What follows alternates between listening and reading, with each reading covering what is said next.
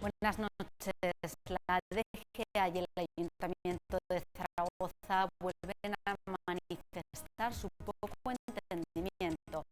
El Ejecutivo Municipal demanda al Gobierno de Aragón una deuda de 44 millones de euros y ya lo ha comunicado al Ministerio de Hacienda para que retenga esta cantidad.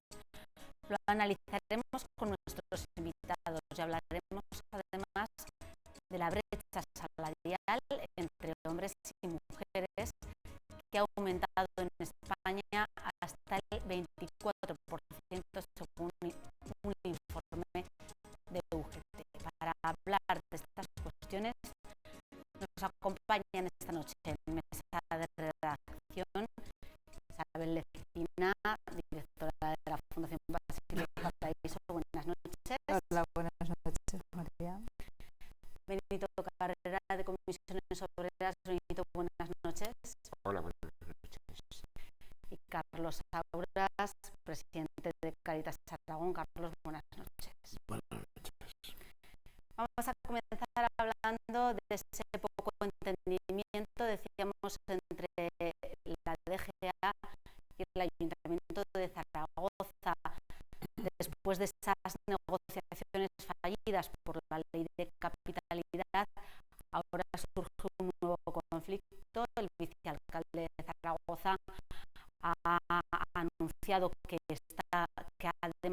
demanda a la DGA un pago de una deuda de que asciende a 44 millones de euros y que ya lo ha comunicado al Ministerio de Hacienda para que el Estado, el Ministerio, retenga esa cantidad de los fondos de financiación autonómica.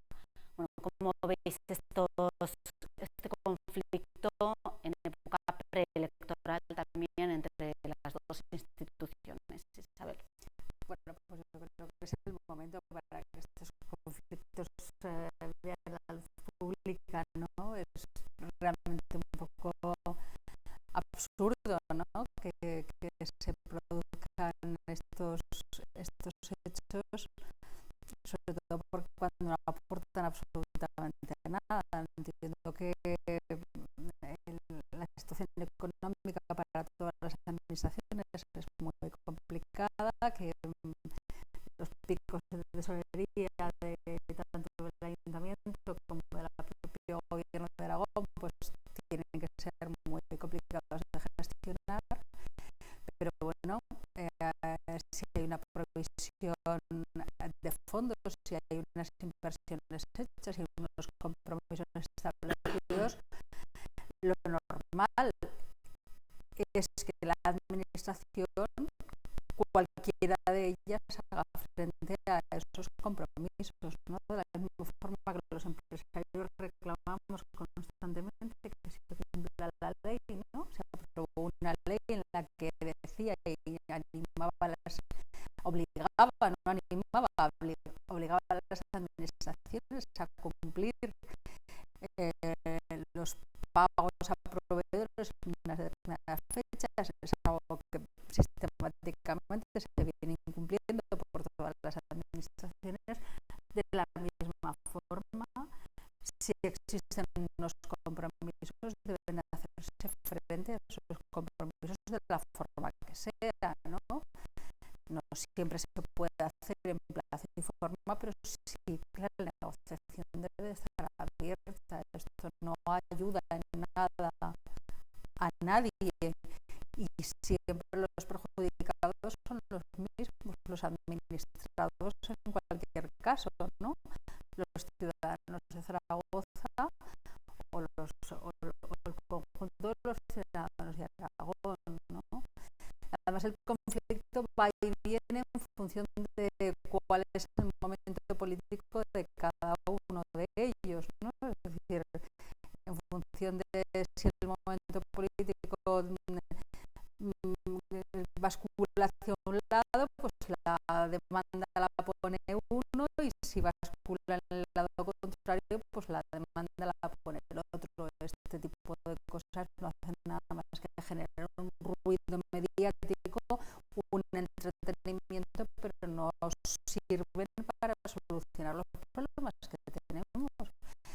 si se han hecho unas infraestructuras buenas, malas, regulares, es igual.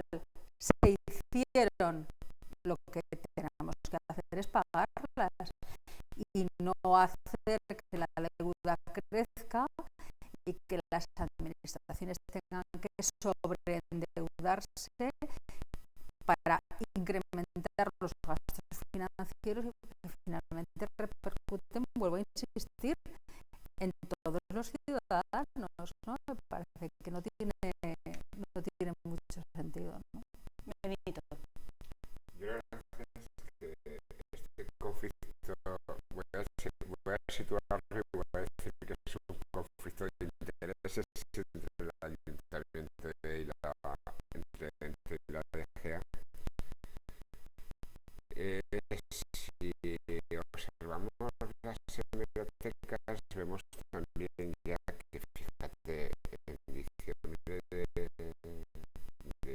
curso pasado y años anteriores, ya grupos de la oposición le planteaban al consistorio que tenía que ir vía judicial a por este dinero, porque al final estamos hablando de que 25 millones son del tranvía, el resto son de convenios sociales y el otro es de deuda tributaria, ¿no? Por lo tanto, el teniente alcalde, yo creo que sabía esta historia ayer o antes de ayer, cuando salió con esta subtrama, ¿no? Pero ¿por qué lo sabía? Porque él es consciente de que la DGA cerró cuentas en el verde azul, ¿no? Por tanto, hasta esas alturas ahora vienes con esta historia, ¿no? De cara al ciudadano, como decía Isabel, la verdad te dices, oye, pues de cara al ciudadano, a nosotros no nos pongáis más en tela de juicio, sino lo que hace falta es un buen marco de gestión. Y ese marco de gestión aquí lo hemos puesto encima de la mesa otras veces. Aquí hemos hablado de la Cámara de Cuentas, de exigir un marco de transparencia, un marco de limpieza a todos los niveles, y cosa que no está ocurriendo. Por tanto, yo diría que lo único que están haciendo es que es verdad que los de Zaragoza en este aspecto tenemos una partida económica que va subiendo cada vez más y que claro, alguien tiene que pagarla. Eso al final repercute también en la calidad de vida del ciudadano de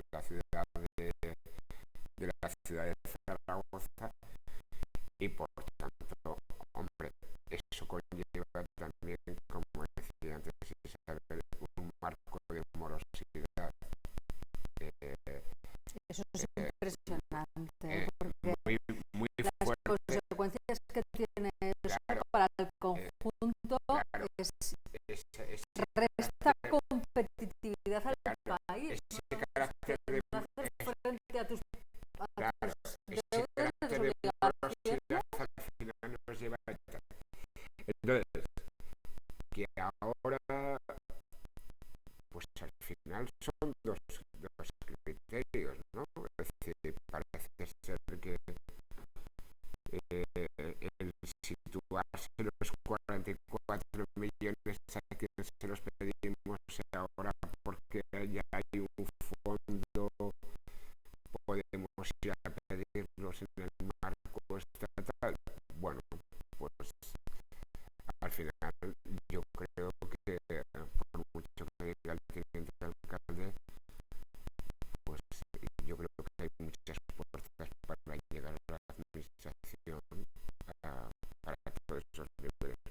yo creo que en el marco del convenio de compensación que le está pidiendo, lo correcto sería es que tanto el ente de la DGA como el ente de la Plaza del Pilar se pongan de acuerdo, porque un acuerdo además repercute seriamente en el bienestar de todos los ciudadanos. Sí, lo normal sería el acuerdo, no tener que recurrir a la administración central para decir, bueno, que le retengan esto para que... Pero además, perdona, por la información que ha aparecido en los medios de comunicación, parece que esa opción no es posible, que el gobierno ha dicho que no es posible, ¿no? Que van a Con las dos fórmulas que manejaban. En todo caso, lo normal y lo más rápido sería el acuerdo. Es verdad que hoy muchas de las administraciones pues están medio asfixiadas y bueno, pues, pero eso es otra cuestión. Es decir, la cuestión es que lo que haya que aportar y lo que haya que reclamar que se haga mediante acuerdo. Y a veces uno se sorprende, y pongo otro ejemplo que no tiene que ver con esto, con la deuda, de lo difícil que les resulta a las administraciones colaborar y trabajar en temas que son conjuntos y que al final repercuten en el ciudadano. Un caso muy claro es el del ingreso laboral de inserción. El ingreso laboral de inserción interviene en la ciudad de Zaragoza, pero en las otras administraciones es lo mismo, ¿no? Es decir, en una comarca o quien tenga las competencias a nivel local fuera de Zaragoza. Interviene una administración que son los centros de servicios municipales que de acción social que reciben las primeras demandas de los ciudadanos y iniciar los expedientes. Expedientes que una vez, si están completos, pasan a la DGA y resuelven. Bueno, pues yo en los años que me ha tocado más directamente todo este tema, no he visto nunca un acuerdo. Gobernando los dos partidos, siendo los mismos los que gobernaban en uno y otro lado. Siempre ha sido un rebote de decir, bueno, no es que aquí mandan mal los informes mal porque los hacen mal, y aquí no, aquí es que tardan mucho, es decir, ya digo que me estoy saliendo un poquito del tema de la deuda, pero yo creo que al ciudadano lo que le importa son que las administraciones le sirvan, que las administraciones sean eficaces, no los rebotes entre las administraciones, los problemas que eso genera, lo que estábamos hablando, es decir, esto acabará pagándolo parte del ciudadano, es decir, subirán impuestos, es decir, que esto no se queda así. Entonces, yo creo que las administraciones tienen que ponerse de acuerdo y buscar una solución. A lo mejor no se podrá dar todo el dinero en una vez, ni en dos, ni en tres, lo que sea, pero evidentemente ponerse de acuerdo, no tener que recurrir, que además, por lo visto, no cabe a la administración central para un pago que se pueden poner ellos de acuerdo. Judicializar este proceso, imagínate, es que esto no tiene ni pies ni cabeza entre administraciones que dependen pero queda del nivel de interrelación. muy bien decir que vamos a llevar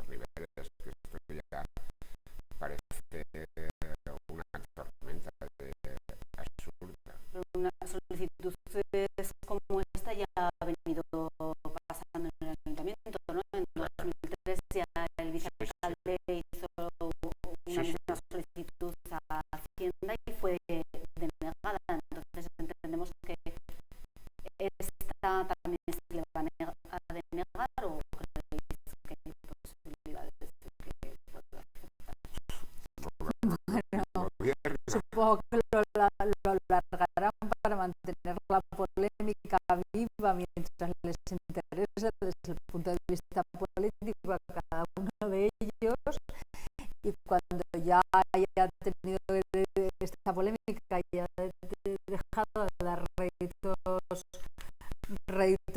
a nivel político, a nivel electoral, pues entonces se sentarán y llegarán a un acuerdo, porque entiendo que el acuerdo es absolutamente imprescindible. Quiero decir, no sé, a lo mejor se puede alargar hasta después de las elecciones y luego con el nuevo gobierno pues veremos a ver, pero mientras tanto esto va a generar una tensión tremenda en el acuerdo en este asunto, ¿eh? Ya. Bueno, pero finalmente se reproduce a nivel autonómico la misma situación que entre el gobierno central y la autonomía. Es decir, Zaragoza es Aragón, un núcleo importante de población, de servicios y de tensión política. Entonces, bueno, Zaragoza capital le reclama a la autonomía, le reclama al gobierno de Aragón una atención preferente a sus temas. Al mismo tiempo realiza inversiones sin contar con sus propios recursos, sino haciendo uso de recursos que no les son propios y que tienen que venir de otras administraciones. Entonces, bueno, aquí no hay una estrategia de país, me refiero, de comunidad autónoma, no hay una estrategia, porque yo me he si no... que en el 2012 hubo una propuesta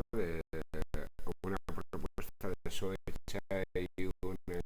en el primer ayuntamiento, hablando del carácter de la morosidad y tal, y cómo urgía que realmente el Partido Socialista pusiera en marcha mecanismos para hablar con la presidenta para solventar en el 2012.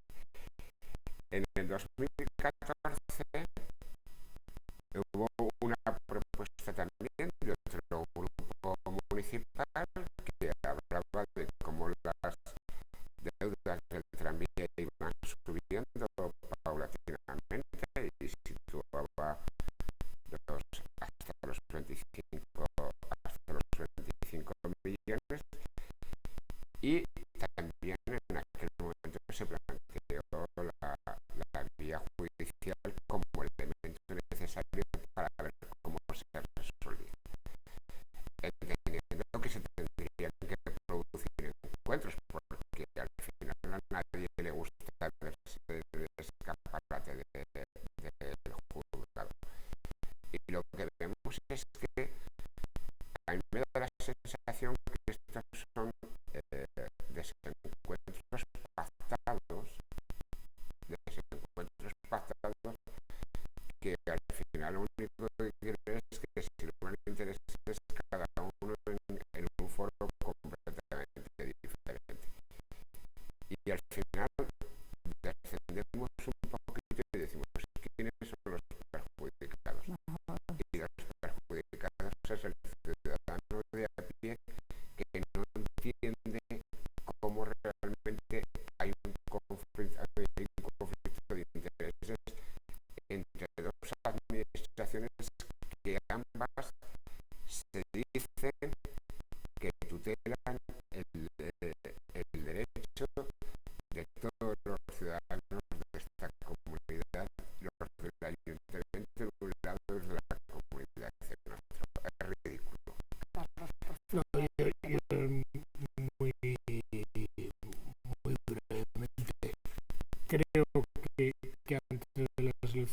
va a ser difícil, porque es que vamos a ir a un espacio tan corto y tan intenso y tan difícil de...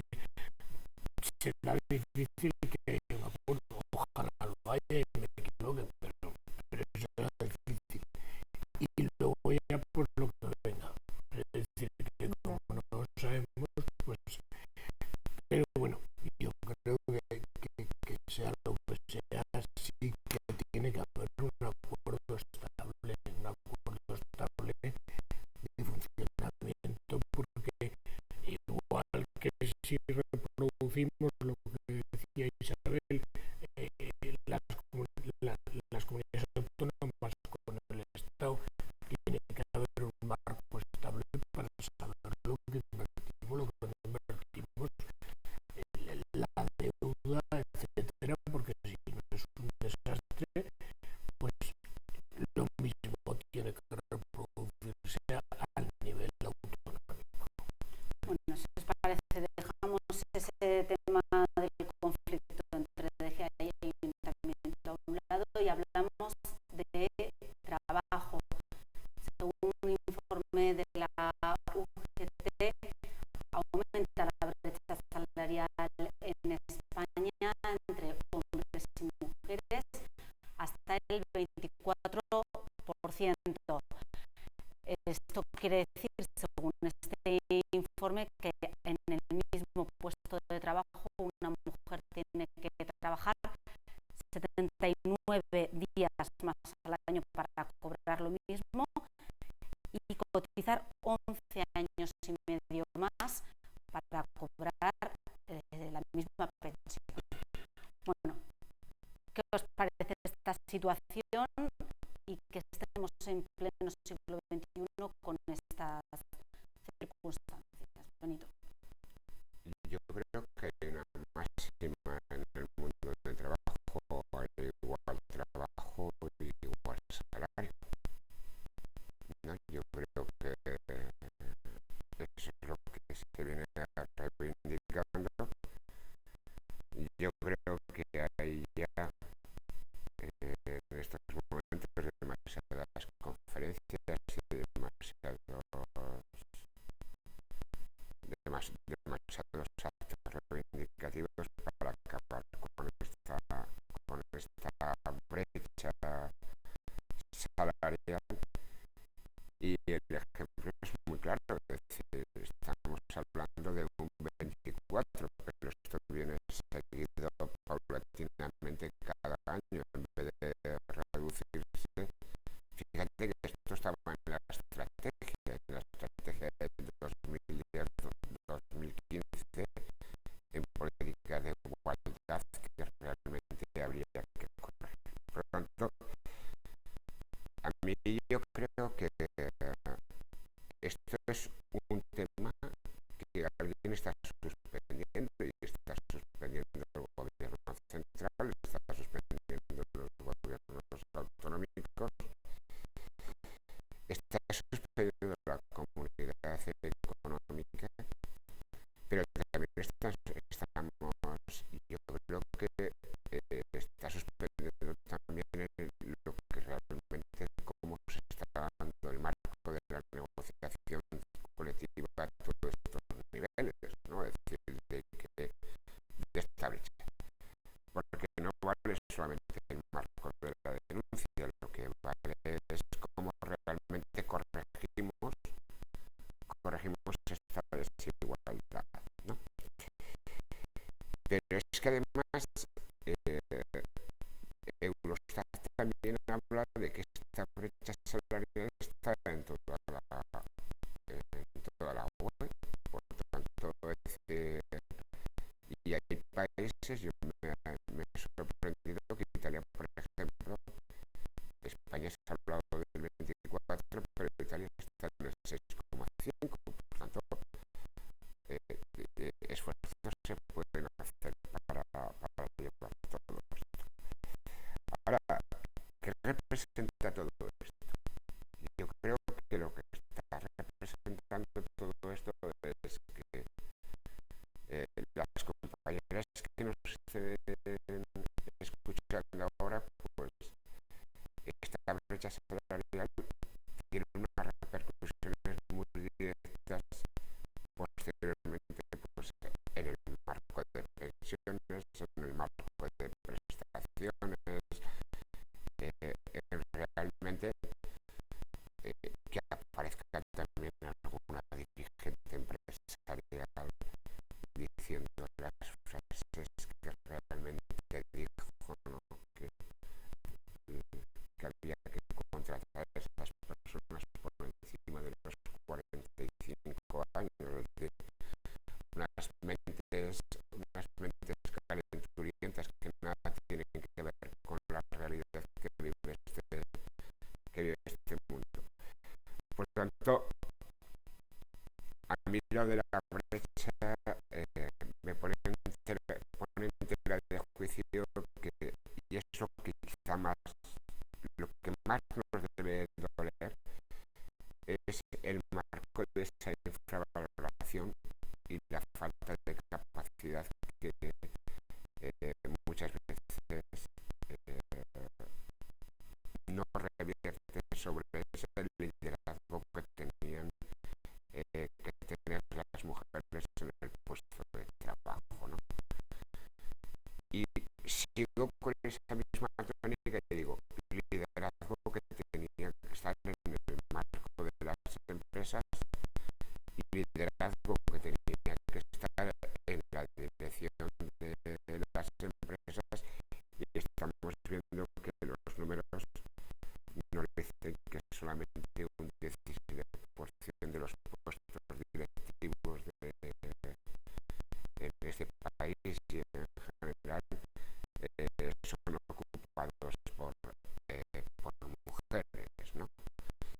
Pero yo creo que debería haber un compromiso serio de que realmente la mujer no tiene que tener esa brecha salarial. Por eso decía, hay igual trabajo, igual salario, y de verdad que realmente habría, y luego si acaso si queda tiempo, haré alguna propuesta de cara a cómo penalizar que esto no pueda llegar a ocurrir, porque realmente está ocurriendo, porque se vincula muy fuerte el contrato a tiempo parcial a las mujeres en este ámbito. Ponía Benito el ejemplo de menos directivas en puestos, menos mujeres directivas. No, o puestos de trabajo de cajeras. Yo veo un gran almacén, la cajera cobra menos que el mozo de almacén. Cobrando menos. Bueno, yo creo que estamos en un periodo de transición. Estamos en una crisis y al mismo tiempo en un periodo de transición. La crisis expulsa al mercado de trabajo, a muchas personas. Las tasas de desempleo femenino han crecido mucho más que las tasas de desempleo masculino en este país. La precariedad laboral de la mujer siempre ha sido mayor que la del hombre, porque, como decía Benito, la mujer siempre ha accedido en un mayor porcentaje a contratos de tiempo parcial. Hay muchas mujeres trabajando en el sector terciario. El sector terciario es mucho más precario que el sector industrial, que aunque cada vez más están entrando las mujeres, pero sigue ocupado fundamentalmente por mano de obra masculina. Y bueno, el sector primario, pues bueno, estamos en una situación parecida, aunque ahora es un poco representativo desde el punto de vista del empleo, ¿no? Yo creo que el tema de la brecha salarial es un tema tema en el que yo no sé, ahora Benito nos ilustrará con sus propuestas para intentar solventarlo, ¿no? Yo creo que hay que empoderar todavía más a la mujer para que luche de forma individual y colectiva por equipararse, y creo que también es un problema cultural y social, ¿no? Respecto a qué papel juega la mujer en esta sociedad en todos los ámbitos, incluido el ámbito laboral, ¿no? Yo creo que se sigue penalizando a la mujer absolutamente, se sigue marginando a la mujer en determinados ámbitos, y esto es a mí me parece que ya casi en algunos aspectos, ¿no? Es decir, cuando es perfectamente equiparable el trabajo entre un hombre y una mujer, que simplemente por una diferencia de género se le pague menos a una mujer que a un hombre, me parece casi un asunto de violencia, ¿no? Es decir, es que no tiene sentido. La administración en general, yo creo que ahí maneja bien el tema de igualdad, seguramente Benito podrá aportar más datos, y es en el sector privado donde yo creo que más hay por hacer en estos temas, ¿no? Se redactó una ley sobre temas de igualdad y de promoción del empleo femenino en todos los ámbitos, pero bueno, en este país las leyes tienen un escaso seguimiento, ¿no? Cuando no hay después un ámbito de sanción y de imposición que haga que esto sea efectivo, ¿no? Recordáis hace unos cuantos años que apareció una página enorme en los medios de comunicación con una penalización con una entidad financiera que ya ha desaparecido como tal, porque la promoción de la mujer llegaba hasta un nivel y a partir de ahí todos los puestos de promoción eran copados por hombre, cuando con las tablas de número de personas que estaban en el nivel inferior podía haber perfectamente mujeres a priori, simplemente por una cuestión puramente estadística, que pudieran estar en puestos de alta dirección, y sin embargo se frenó, ¿no? La mujer tiene muchas habilidades y la proyección social de la mujer hay que apoyarla, al mismo tiempo que hay que apoyar a la mujer en otros ámbitos. Seguramente Carlos nos podrá decir algo, porque la mujer también cumple un papel en el conjunto de la sociedad que va más allá de su propia integración laboral, y también hay que respetar ese espacio. Es decir, afirmaciones como estas de no contrato mujeres hasta que no tengan 45 años, porque mientras tanto la legislación les ampara en todo este tipo de cosas, pues yo creo que la visión tiene que ser global, ¿no? Estamos en una sociedad que necesita que su crecimiento demográfico sea sano y lo más estable posible. De momento solamente son las mujeres las que pueden tener hijos. Digo, de momento, probablemente la ciencia avance mucho y en un futuro pues no sea necesario solamente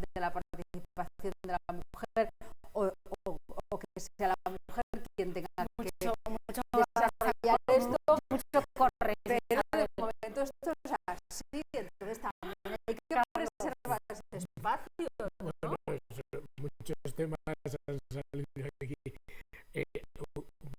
pero luego volvemos al tema de la maternidad. A mí una de las cosas que me sorprendían del estudio es que decía que en los niveles más altos, incluso en cargos directivos, también se daba la desigualdad. Cosa yo que me he movido siempre en el sector público, sé que allí, por lo menos donde yo me he movido, eso no es así. Es decir, no digo que no pueda haber sitios, en el sector público desde luego es mucho más difícil que eso se dé. Y es, como dice Isabel, en el sector privado, donde... La presidenta, ¿no has leído que la presidenta de General Motors a nivel nacional cobra menos que sus homólogos en otras compañías? Carlos.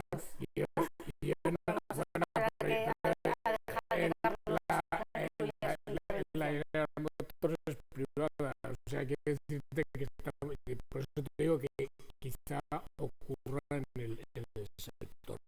Eso sí que realmente es una cosa que se entiende la bombilla. Yo lo que sí quiero decir es que, vamos, o lo que quiero resaltar del informe también es que dice que es el nivel más alto de esta brecha social desde el 2007. Y eso hay una cuestión que es importante. Es decir, la crisis nos ha hecho dar pasos para atrás en muchas cosas que algunas recuperaremos y otras no lo sé. Por ejemplo, en la desigualdad entre ricos y pobres, es decir, hoy estamos en una sociedad mucho más desigual, cosa que bueno, que en el debilitamiento de la clase media, digamos, y todo esto eran pasos que nosotros, la sociedad avanzaba y la sociedad, claro, cuando avanza no piensa no va a vivir siempre asustada, es decir, pensamos que vamos siempre a más, no, pues no. Es decir, de repente se para, es como cuando llegan las guerras y ocurren problemas muy gordos, y uno de esos ha sido pero hay más problemas de este tipo, de marchas hacia atrás, ¿no? Pues ya digo, la desigualdad hoy entre ricos y pobres es mucho más grande, no solo en nuestro país, es mucho más grande, el debilitamiento de las clases medias, que es la estructura, yo voy a decir casi fundamental de la sociedad y de la democracia, es importante. La clase media está mucho más debilitada, y entre ellos esto que estamos hablando, que es la brecha social entre hombres y mujeres en el tema salarial. Y volviendo a lo que Isabel apuntó, que es muy importante, es decir, es un tema importantísimo de una sociedad, porque desgraciadamente hemos gobernado, pero no ahora, en los tiempos de gobernanza también hemos gobernado para el presente, para lo inmediato. Es decir, hay que apoyar la maternidad, hay que apoyar, pero ya no estoy hablando solo de temas morales, de temas personales, es decir, es que vamos a una sociedad desgraciadamente envejecida, a una sociedad sin horizonte y sin futuro, es decir, y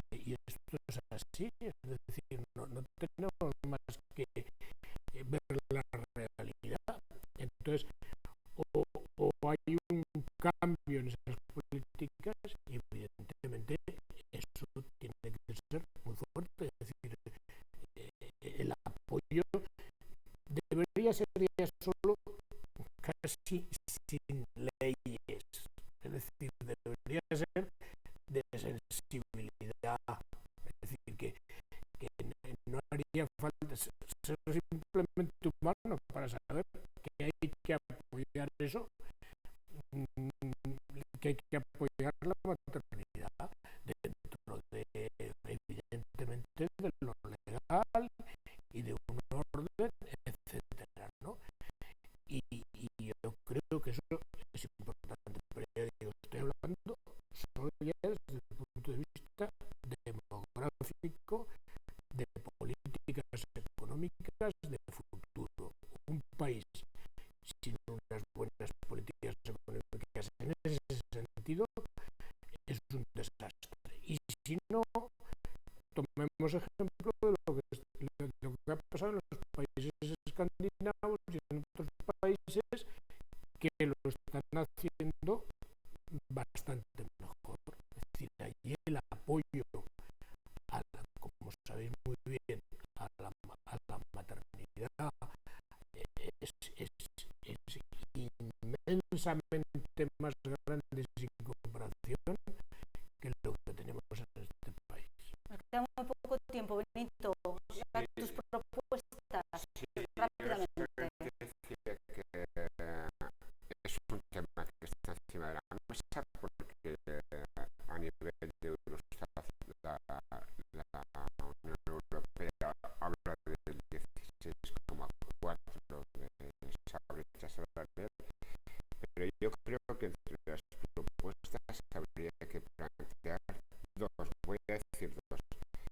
Yo creo que sería muy interesante que se fijaran criterios de conversión de contratos temporales a fijos que favorezcan la integración de las mujeres en el marco de las empresas.